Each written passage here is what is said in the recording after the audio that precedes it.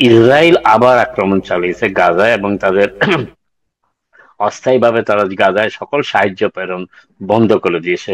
তারা বলেছে যে হামাসের সদস্যরা যে শান্তি চুক্তি হয়েছিল যুদ্ধবিরতির ব্যাপারে সেটি ভঙ্গ করেছে। এই অভিযোগেই ইসরায়েল আজকে আবার আক্রমণ হানিয়েছে সেখানে, এবং তাকে দেখা যাচ্ছে যে গাজায়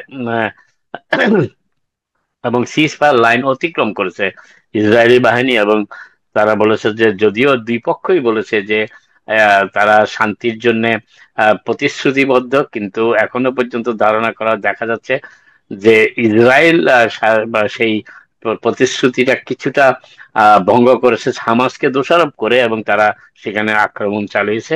তবে হতাহতের খবর এখনো পাওয়া যায়নি, এবং হোয়াইট হাউস থেকেও ইসরায়েলের এই আক্রমণের ব্যাপারে এখনো কোনো মন্তব্য করা হয়নি। যদিও গতকাল প্রেসিডেন্ট ট্রাম্প হুমকি দিয়েছিলেন হামাসকে, যদি হামাস যুদ্ধবিরতির শর্ত ভঙ্গ করে তাহলে হামাসকে নিশ্চিহ্ন করে দেওয়া ছাড়া আর কোনো পথ থাকবে না, এবং সেই নিশ্চিহ্ন করার কাজে ইসরায়েলি বাহিনীকে সহায়তা করবে যুক্তরাষ্ট্র। একটু আগে তাহের আপনাদের নো কিং মার্চ সম্পর্কে বলেছে। গতকাল আমি আপনাদের জানিয়েছিলাম যে সমগ্র যুক্তরাষ্ট্র জুড়ে দ্বিতীয়বারের মতো প্রেসিডেন্ট ট্রাম্পের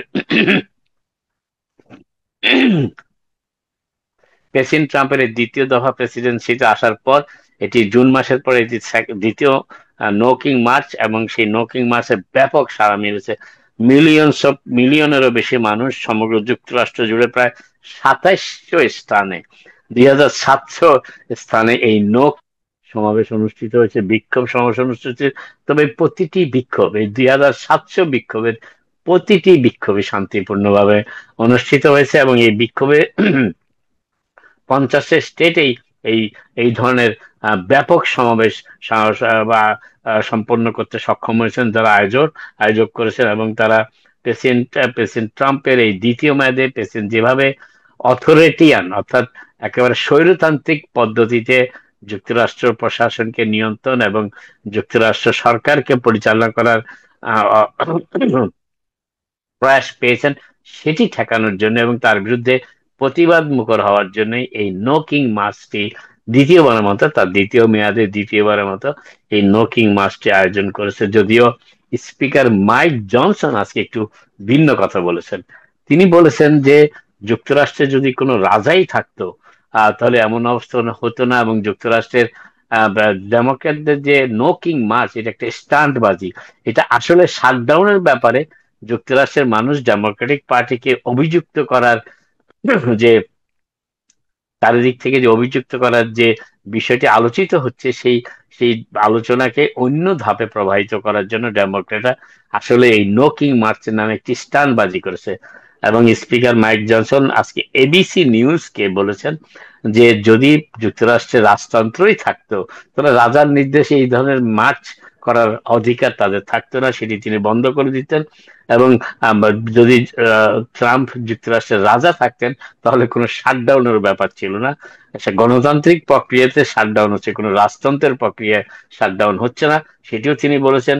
এবং এবং তারা যদি প্রেসিডেন্ট রাজা থাকতেন তাহলে তারা ফ্রি স্পিচ, যুক্তরাষ্ট্রে যে মুক্ত বাক স্বাধীনতার চর্চা করা হয় সেটিও সম্ভব হতো না, কারণ রাজতন্ত্রে রাজার নির্দেশে চূড়ান্ত। কিন্তু সেটা যুক্তরাষ্ট্রে নেই, তার আরেকটি প্রমাণ যে যুক্তরাষ্ট্রের সবাই স্বাধীনভাবে তার মতামত ব্যক্ত করে থাকে। এবং এই কাজটি যারা করতে চান তারা দিন কয়েক আগেই করেছেন যুক্তরাষ্ট্রের ন্যাশনাল মলে এবং ব্যাপকভাবে। তিনি আরেকটা কথা বলেছেন যে প্রেসিডেন্ট ট্রাম্প কিন্তু সেই মল বন্ধ করে দিতে পারতেন ফ্রি স্পিচ, অর্থাৎ বাক স্বাধীনতাকে হস্তক্ষেপ করার জন্য, কিন্তু তিনি তা করেননি, তার কারণ তিনি রাজা নন। আরেকটি বিষয়, এবং এবিসি নিউজের দিস উইক অনুষ্ঠানে সেই স্পিকার মাইক জনসন এই কথাটি বলেছেন। তবে তিনি আবারও ডেমোক্রেটিক পার্টিকে অভিযুক্ত করেছেন শাটডাউনকে দীর্ঘায়িত করার ব্যাপারে।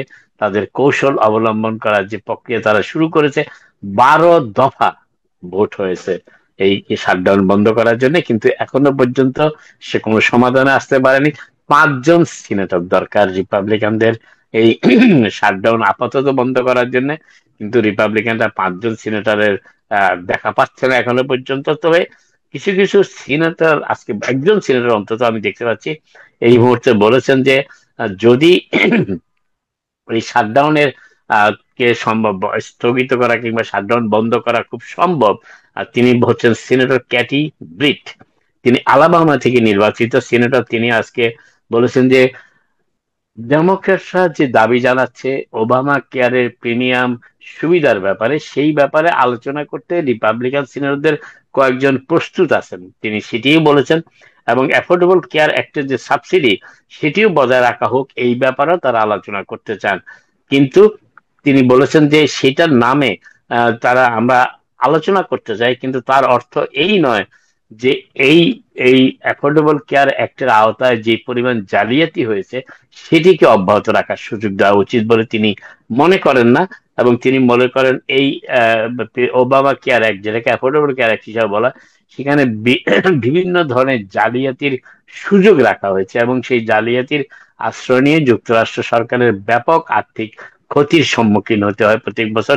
সেটিও বন্ধ করার চেষ্টা করা উচিত। তবে মোদ্দা কথায় তিনি বলেছেন যে অ্যাফোর্ডেবল কেয়ার অ্যাক্টের যে সাবসিডি, যে সাবসিডির কথা রিপাবলিকান দলের ভিতরেই এখন কথাবার্তা শুরু হয়েছে যে এই সাবসিডি অব্যাহত রাখা উচিত। তার কারণ এর ফলে যদি সাবসিডি প্রত্যাহার করা, যেটি বিগ বিউটিফুল বিলে প্রেসিডেন্ট ট্রাম্প এবং রিপাবলিকানরা পাশ করিয়ে নিয়েছেন, সেই বিলে বলা যে সাবসিডি বন্ধ করে দেওয়ার কথা বলা হয়েছে এই বছরের ডিসেম্বরে, তাতে যুক্তরাষ্ট্রের নিম্ন মধ্যবিত্ত এবং মধ্যবিত্ত পরিবারের অনেকেই আর এই অ্যাফোর্ডেবল কেয়ার অ্যাক্টের আওতায় স্বাস্থ্য সেবার সুযোগ পাবেন না।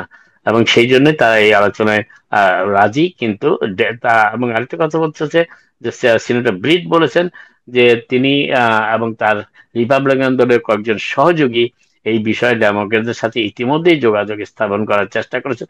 তবে ডেমোক্রেটদের প্রতিক্রিয়ার ব্যাপারে তিনি কোনো মন্তব্য করেননি এখনো পর্যন্ত। এদিকে তবে তিনি বলেছেন যে আমরা রিপাবলিকান পার্টির কয়েকজন সিনেটর অন্তত এক ধরনের অ্যাডজাস্টমেন্ট বিশ্বাস করি এই অ্যাফোর্ডেবল কেয়ার অ্যাক্টের ব্যাপারে। এবং এটি যদি শাটডাউন বন্ধ করার জন্য একমাত্র কারণ হয়, তাহলে আমাদের উচিত অনতি বিলম্বে এই বিষয়ে বৈঠক উপস্থিত হওয়া এবং বৈঠকের মাধ্যমে এই এই সমস্যাটির সমাধান করার। কারণ শাটডাউনের ফলে আমেরিকার সাধারণ মানুষ দুর্ভোগে পড়েছে ব্যাপক হারে। বিশেষ করে ফেডারেল সরকারে যারা চাকরিতে নিয়োজিত রয়েছেন, তারা অনেক দুর্ভোগের জীবন কাটাতে বাধ্য হচ্ছেন। এর পাশাপাশি আরেকজন ডেমোক্রেটিক সিনেটর মার্ক কেলি, তিনি আরিজোনা থেকে নির্বাচিত সিনেটর, তিনিও বলেছেন যে ডেমোক্রেট সিনেটরদেরও কয়েকজন তারা এই ব্যাপারে একটি আপোষ সভা করতে চান। তবে সেই আপোষ সভার ব্যাপারটি হচ্ছে যে তারা রিপাবলিকানরা ওবামা কেয়ার, যেটাকে অ্যাফোর্ডেবল কেয়ার অ্যাক্ট বলা হয়, সেই অ্যাক্টের যে সাবসিডি, সেই সাবসিডি অব্যাহত রাখার ব্যাপারে তারা যদি আলোচনার টেবিলে আসেন, তাহলে অন্তত এই সপ্তাহের মধ্যেই এই শাটডাউন প্রত্যাহার করে নেওয়া সম্ভব। কিন্তু রিপাবলিকান নেতৃত্ব এবং ডেমোক্রেটিক নেতৃত্ব এখনো একে অপরকে দোষারোপ করার কাজেই বেশিরভাগ ব্যস্ত। অতএব আপাত দৃষ্টিতে যদিও মনে হচ্ছে না, এই এই আশঙ্কা করা হচ্ছে যে এই শাটডাউন দীর্ঘায়িত হবে, কিন্তু রিপাবলিকান এবং ডেমোক্রেট উভয় দলের সিনেটরদের মধ্যে বেশ কয়েকজন এগিয়ে এসেছেন এই সমস্যাটি দ্রুত সমাধান করতে। প্রায় অক্টোবরের 1 তারিখ থেকে এই শাটডাউন শুরু হয় এবং আজকে অক্টোবরের 19 তারিখ, প্রায় 3 সপ্তাহ হতে চললো এই শাটডাউন প্রক্রিয়া যুক্তরাষ্ট্রে। এর আগে প্রেসিডেন্ট ট্রাম্পের প্রথম মেয়াদে একটি শাটডাউন 39 দিন পর্যন্ত স্থায়ী ছিল। আরেকটি বিষয় যেটি বলার চেষ্টা করছি সেটি হচ্ছে যে সেটি আরেকটি বিষয় যেটি, সেটি হচ্ছে যে আপনারা জানেন অনেকেই আমরা এই এই বিশেষ করে বর্তমানে আমরা এই ডিমেনশিয়ার ব্যাপারে খুব বেশিরভাগ ভাবে খুব মানে আতঙ্কিত আছি, উদ্বেগের মধ্যে আছি। কারণ ইদানিং যুক্তরাষ্ট্রের ডিমেনশিয়া রোগের প্রকোপ প্রকোপ কিছুটা বৃদ্ধি পেয়েছে, বিশেষ করে বয়স্ক মানুষের মধ্যে। তবে আজকে ফ্রান্সের একটি গবেষণা থেকে দেখা যাচ্ছে যে যারা ভিটামিন B2 বেশি পরিমাণে গ্রহণ করে থাকেন, সেই ভিটামিনটা আসলে ফার্মাসিউটিক্যাল নেম হচ্ছে রিবোফ্লাভিন, অর্থাৎ ভিটামিন B12 যারা বেশি মাত্রায় গ্রহণ করে থাকেন, তাদের প্রায় 49% কমে যায় তাদের এই ডিমেনশিয়া হওয়ার ক্ষেত্রে, তারা সেখান থেকে রক্ষা পেতে পারেন। তবে আমরা সাধারণভাবে যে সমস্ত খাওয়া দাওয়া করে থাকি তার মধ্যে ভিটামিন B2 থাকেই, কিন্তু তারপরেও যারা অতিরিক্ত ভিটামিন B2 সেবা নিয়ে থাকে, ভিটামিন গ্রহণ করে থাকেন, তাদের ডিসেবলিং ডিমেনশিয়া অর্থাৎ ডিমেনশিয়াকে ঠেকানোর ক্ষেত্রে প্রায় 49% ভাবে তারা সফল হন। এই স্টাডিটি তারা করেছেন ভিটামিন বি ভিটামিনস এর উপরে, এবং এই জাপানে এই এই গবেষণাটি করা হয়েছে, এবং তারা 15 বছর ধরে এই আপনার এই বিষয়ে গবেষণা করছে ডিমেনশিয়ার উপরে, এবং এই ভিটামিন এবং সেটি ভিটামিন বি 2 প্রভাব ডিমেনশিয়া রোধ করার ক্ষেত্রে কিংবা হ্রাস করার ক্ষেত্রে। এবং সেই গবেষণাটি প্রকাশিত হয়েছে European journal of clinical nutrition, সেখানে তারা পাবলিশ হয়েছে, এবং তারা সেখানে দেখিয়েছে গবেষণার মাধ্যমে যারা নিয়মিতভাবে রিবোফ্লেভিন যেটা ভিটামিন বি 2 তারা গ্রহণ করে থাকেন, তারা প্রায় 49% হারে কমে যায় তাদের ডিমেনশিয়া হওয়ার জন্য। এবং আরেকটা জিনিস বলেছেন, যদিও অনেকেই নিয়মিতভাবে ভিটামিন বি 12 সেবন করে থাকেন, বি 12 অবশ্য ডিমেনশিয়ার ব্যাপারে খুব একটা ডিমেনশিয়া রোধ করার ব্যাপারে কিংবা ডিমেনশিয়ার আহ আক্রান্ত হওয়ার বিষয়কে হ্রাস করতে পারে কিনা এই বিষয়ে গবেষণার পরে ভিটামিন বি 12 এর প্রভাব ততটা লক্ষ্য করা যায়নি যদিও।